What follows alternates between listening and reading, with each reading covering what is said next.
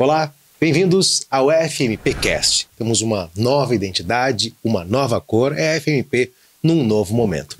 Por isso, nosso assunto vai muito mais que a sala de aula, que os temas do direito. Hoje vamos falar sobre a profissionalização da gestão. E o nosso convidado é Daniel Quintana Sperbi, que é CEO da FMP. Eu tenho até minha cola aqui para fazer a identificação correta. Doutor em Engenharia de Produção, Gestão de Serviços pela Universidade Federal do Rio Grande do Sul, mestre em Engenharia de Produção e Tecnologia da Informação pela Universidade Federal de Santa Maria, especialista em Educação e também graduado em Design Industrial. Bem-vindo, prazer tê-lo aqui. Muito obrigado, da mesma forma. Bom, a profissionalização da gestão é algo que não é corriqueiro. Empresas já arrancam com um modelo estabelecido, outras vão se desenvolvendo. E o público do direito, a gente percebe que carece dessa profissionalização, principalmente quando vai abrir um escritório. Então a gente vai trazer aqui fatores de gestão. E a minha primeira provocação, quais são eles, Daniel? Então, eles existem. Acredito que existem sempre fatores específicos de cada área, então a gente poderia tratá-los como o core business de cada área. Então existem fatores específicos dentro de cada escopo de atuação. A gente poderia falar em segmentos mercadológicos, enfim, mas a gente tem em cada segmento as suas peculiaridades. Alguns, por exemplo, são regulados por instâncias. Na área da educação, a gente tem o Ministério da Educação, a gente tem a Anvisa na área da saúde, enfim, a gente tem várias acreditações, muitas vezes, que credenciam ou contribuem para a reputação de diferentes segmentos. A gente poderia chamar esse conjunto de fatores específicos de gestão. A gente teria ainda fatores de ordem mercadológica, que versam com a comunicação, com o marketing, com o mercado como um todo. A gente ainda falaria de um terceiro fator de gestão, que são os fatores estratégicos de inovação. A tecnologia, a IA, a própria inovação, o design como fator de diferenciação também. E a gente falaria de um último, mas não menos importante, talvez dependendo da ordem cronológica, o primeiro, que são fatores de ordem administrativa. Indicadores-chave de performance, objetivos-chave, pessoas, processos. Então, tudo isso, tecnologia como um todo, tudo isso dentro do que a gente chama de fatores administrativos. Então, veja, a gente tem aqui 4 fatores essenciais de gestão. Um deles a gente pode falar que são fatores específicos de cada área, e difícil até hoje não encontrei uma área que escape da necessidade de ter inovação. Então, a gente está falando de um fator, de ter marketing, a gente está falando de um segundo fator, e de ter gestão, fatores administrativos, a gente está falando de um terceiro fator. E esse quarto fator específico, fatores específicos de cada área, na área da educação, por exemplo, no caso da FMP, nós temos o Ministério da Educação, que tem os seus indicadores de performance, os seus instrumentos de avaliação para diferentes níveis. Para a graduação, nós temos instrumentos de avaliação específicos. Para o mestrado, para o stricto sensu, nós temos outros fatores específicos. A gente tem, por exemplo, métricas que nos levam de uma nota de 1 a 7 lá para o mestrado e de 1 a 5 para a graduação. São fatores específicos da área da educação. Então, a gente poderia chamá-los de fatores acadêmicos pedagógicos. Então, basicamente, na área da educação, também teríamos 4 fatores essenciais de gestão. Bom, o que não pode faltar no fator administrativo? Gosto muito de uma trinca que fala que os fatores administrativos, eles não podem deixar de lado pessoas, são os 3 P's. Pessoas, processos e produto. Quando a gente fala produto na área da educação, a gente está falando das soluções educacionais, do portfólio de soluções educacionais. A gente fala de pessoas, naturalmente a gente está falando de liderança. E aqui tem um outro fator muito importante, que é dificilmente as pessoas que emergem para posições de liderança foram capacitadas para tal. Então as pessoas se tornam muitas vezes em decorrência de uma performance melhor na área fim, no core business. Falando sobre educação especificamente, nem todo gestor é formado para ocupar aquela posição. E ocupa por performar na sua área nativa. na sua área específica, no nosso caso, educação. E o fator liderança, ele versa sobre, sendo mais granular ainda, ele versa sobre, por exemplo, como dar um feedback, como fazer uma reunião, que tipo de prática, de etiqueta eu tenho que ter para convocar uma reunião. O que é um check-in numa reunião? O que é um check-out numa reunião? Então, veja, eu tô indo no nível granular de um fator, num dos 4 fatores, no fator administrativo, pegando ali os nossos 3 P's. E eu tô num deles que é pessoas, né? Se eu for para processos, aí eu tenho todo um outro arcabouço metodológico específico para desenho de processos. E eu flerto muito com tecnologia, obviamente, para poder dar escala para esses processos. Então eu gosto muito, quando a gente fala de fator administrativo, desses 3 P's: pessoas, processos e produto, que no nosso caso são as soluções educacionais. Eu vou puxar um subtítulo aí, uma provocação. Claro. Chefe versus líder. Como é que a gente trabalha isso? Porque chefe, todos podem ser chefe. Agora, líder, talvez precise um aprofundamento mais. Além de uma característica intrínseca da pessoa, Sim. que vai além da tecnicidade, a liderança pressupõe o quê, Daniel? Ser seguido. Ser seguido. Eu acho que o líder, ele precisa, e eu vou aqui tirar o eu acho. Eu tenho plena convicção que um líder, ele precisa sim ser inspirador. Ele não pode ser temido. Ele precisa ser sim respeitado, precisa ser inspirador, precisa dar exemplo. Eu gosto muito de uma terminologia que é o samurai, né? O que é o samurai? Né? O samurai é aquele que serve. Essa é a definição, né? Então o líder precisa ser um líder samurai. Um líder precisa servir. E servir os seus liderados significa o que eu preciso fazer para que você performe da forma como a empresa precisa. E eu preciso te dar condições para que você performe. O máximo possível de condições. E ter essa comunicação clara. O líder que e isso não tem a ver com ser bonzinho. Porque o líder bonzinho, muitas vezes, é mais tóxico para o ambiente corporativo e para as outras pessoas do que o líder carrasco. O líder que oprime, que ofende, que humilha, ele causa um prejuízo tão grande, porque ele castra das pessoas o seu processo de desenvolvimento, enquanto profissionais. Da mesma forma que um líder centralizador castra o mesmo processo de desenvolvimento, porque quando ele centraliza, ele não desenvolve. E o papel dele enquanto líder transcende a habilidade técnica ou o escopo técnico da atuação dele.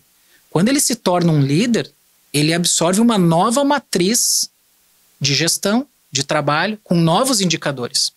Uma coisa é você não ser líder de ninguém, você é um técnico. Outra coisa é você ter uma pequena equipe. Outra coisa é você ter pequenas equipes. Outra coisa é você ter um setor sob a sua gestão. Outra coisa é você assinar uma empresa. Outra coisa é assinar uma holding. Então veja como isso vai crescendo e as responsabilidades elas vão mudando. O tipo de visão, o arcabouço. Então muitas vezes o líder sênior que está numa posição de direção mais superior na cadeia hierárquica, muitas vezes se esconde através de uma estratégia mais centralizadora de gestão para não praticar aquilo que ele precisa praticar, que é a visão mais estratégica, muitas vezes política, porque cada área tem o seu arcabouço próprio técnico para operar. E quando a gente fala de líder e chefe, a gente fala de ter essa consciência de que a gestão humanizada, como está muito em voga atualmente, ela não versa necessariamente sobre ser bonzinho, né? Porque o líder bonzinho pode ser tão tóxico quanto o líder carrasco. Muito bem, avançando no nosso tema, e os fatores, ou o fator mercadológico, eu falar o psicológico, que está dentro da questão humana, né? Sim. E o mercadológico, por exemplo, para a turma do direito, que tem uma limitação muito grande por parte da Ordem dos Advogados do Brasil, né? Não dá para o marketing, tem limitações, restrições. Como desenvolver nesse aspecto? É um ótimo ponto, Fernando, pelo seguinte: dentro dos fatores mercadológicos, existe uma hierarquia onde o marketing e por consequência o marketing digital, que é um subsistema do marketing, porque o marketing digital ele muda as técnicas, as plataformas que regem como se opera hoje no marketing digital, elas são voláteis. Os conceitos mais sofisticados, eruditos, enfim, de marketing, eles são atemporais. A gente pode dizer que alguns deles são atemporais e permanecem até hoje. As pessoas, por exemplo, são suscetíveis a reagir a reações, né, referente aos gatilhos mentais, que as redes sociais usam muito bem, inclusive. As plataformas que regem as redes sociais foram construídas com base em conhecimentos avançados de psicologia comportamental aplicadas à tecnologia. Então, do outro lado da tela do nosso smartphone, por exemplo, existem toneladas de conhecimentos, anos e anos de conhecimento de psicologia comportamental contra nós. É uma briga desleal, né? Acabamos, obviamente, sucumbindo ao digital, né? Somos dominados. E somos dominados. E isso, veja, isso é uma fatia.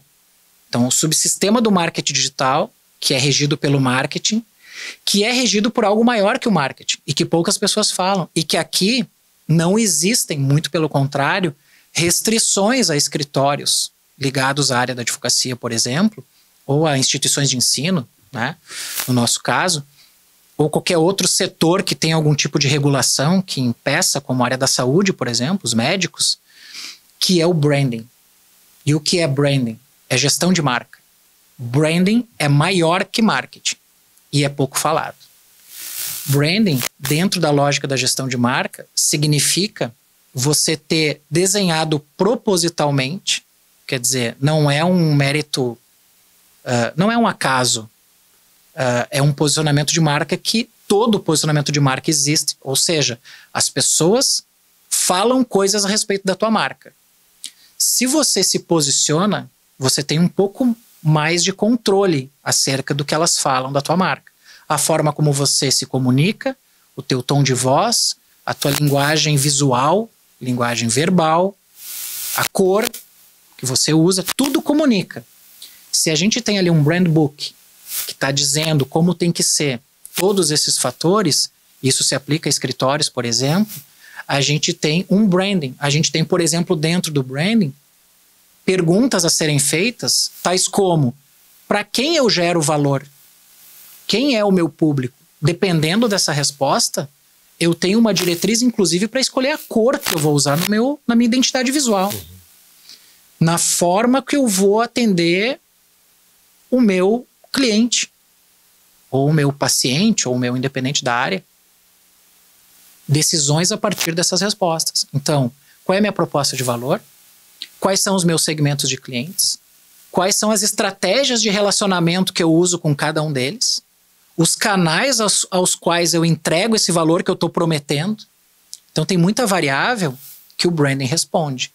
Então, um bom briefing do branding, ele permite que você dê algumas respostas, e essas respostas influenciam diretamente o teu modelo de negócio, que, por consequência, impacta, inclusive, teus fluxos de receita.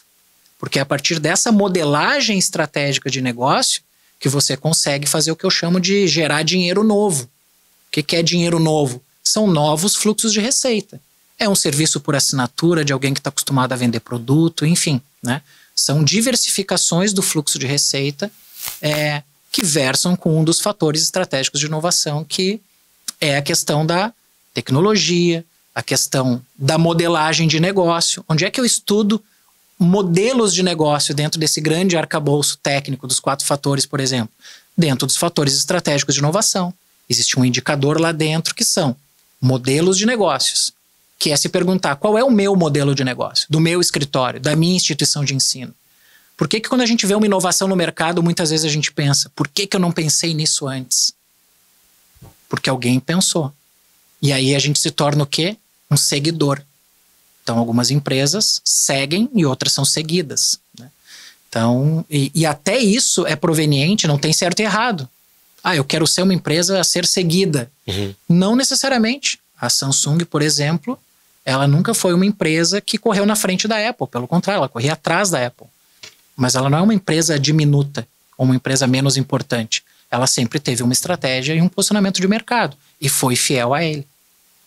Muito bem. Eu vou pular aqui o acadêmico pedagógico para a gente acelerar o tema e falar que, do meu ponto de vista, é uma geral, que é o estratégico inovação. Escritórios de advocacia, né, ou outras empresas, que seja ligada ao direito ou não. O que é importante ser observado nesse fator? Design first. Design primeiro. É muito comum que as pessoas que querem inovação, elas comecem com a tecnologia. E tá errado. É uma gafe. Tecnologia, ela costuma te colocar numa vala comum, num modo padrão, um commodity, porque a tecnologia está disponível no mercado e ela pode servir ou não para o teu contexto, né? Mas você usar aquilo, você vai estar na vala comum de todo mundo que está usando aquilo. Por isso que a gente não costuma começar com a tecnologia, e sim começar com o design. O que é esse design? Não é só identidade visual. Quando a gente fala design, a gente fala de função. A função vem antes da estética. Ela dita como tem que ser a estética. E então o principal fator, a principal variável ou indicador dentro dos fatores estratégicos de inovação certamente se chama design. É começar com a estratégia, começar com o desenho e a partir disso migrar para o modelo de negócio, entender qual é o meu modelo de negócio. Feito o meu modelo de negócio, eu parto para o branding. Então veja aqui a sequência, né?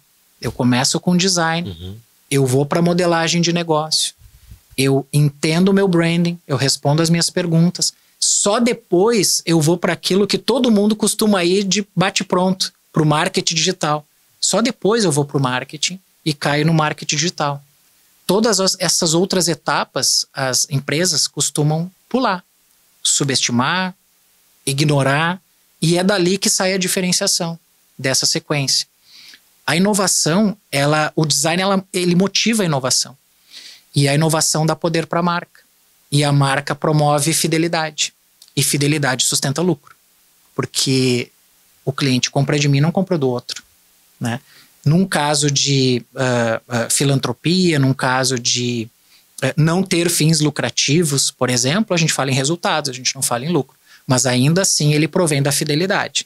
Das pessoas te escolherem em detrimento dos outros, das outras opções. Porque branding é isso. Branding é gerar esse desequilíbrio para que as pessoas possam te escolher, para que você possa se destacar no meio da multidão. E se destacar de uma forma que converse com aquilo que está escrito no teu brand book. Ou seja, o meu posicionamento é por preço, por exemplo. Se ele é por preço, eu tenho uma série de decorrências e interdecorrências do meu modelo de negócio. Se não é por preço, é por diferenciação, eu tenho que limar do meu dialeto determinadas palavras que não conversam com um posicionamento por diferenciação.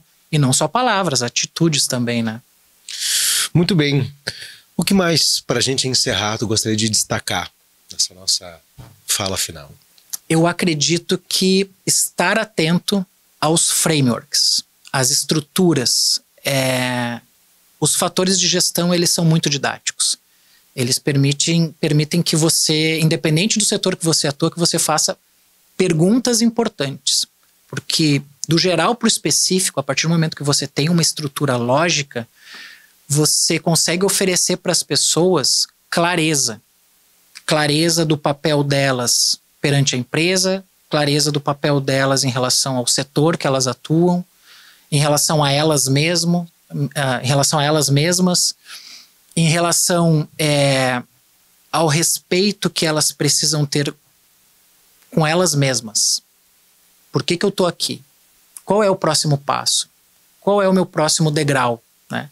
E se você não tem esse fator, essa mecânica, essa estrutura, esse framework, que chega lá no final do processo, com aquelas métricas, aqueles indicadores-chave de performance que eu preciso atender, os meus objetivos-chave que eu preciso cumprir para entregar para a empresa aquilo que a empresa precisa e que deu origem à cadeira que eu estou sentado, sem essa clareza fica muito difícil. E, infelizmente, esse é o default no mercado. É comum isso, mais comum do que a gente pensa. Normalmente não existe clareza. As pessoas sequer são formadas para serem líderes. Não sabem como dar um feedback, não sabem como fazer uma reunião, não sabem a importância dos 3 P's, né, de produto, de processos, de pessoas, de saber lidar. Então eu diria que o ponto mais importante é realmente a gente estar atento, né? Se a gente está vacinado, se a gente está preparado para observar alguma coisa, é difícil que essa coisa passe desapercebida. Caso contrário, as coisas passam e a gente nem percebe. Mas se a gente chega com um olhar mais clínico, chega vacinado, a gente tende a começar a identificar determinadas nuances e pontos de melhoria. É ali que a gente consegue evoluir. Se tornando 1% melhor a cada dia, a gente tem uma escala exponencial aí no mês, no semestre, no ano, né? E consegue performar melhor e, enfim, ajudar as empresas e a nós mesmos a prosperar, né? Muito bem. Daniel, muito obrigado. Muito obrigado, Fernando. Obrigado pela oportunidade aí de estar falando contigo. Prazer. Nós conversamos com o CEO da FMP, Daniel Quintana Sperbi, doutor, mestre, e que vem trazer esse conteúdo para você que está se formando agora, ou está com alguma dificuldade em desenvolver o escritório ou sua atividade laboral. Então a gente tem esse conteúdo para que você compartilhe com o próximo e desenvolva. Vou deixar aqui o link do LinkedIn do Daniel, que é Daniel Sperbi. Daniel Sperbi, a gente vai colocar aqui para que você siga o Daniel, acompanhe, que há artigos interessantes vinculados a esse tema e tantos outros que eu tenho certeza você vai aproveitar. Um grande abraço e até a próxima edição do FMP Cast.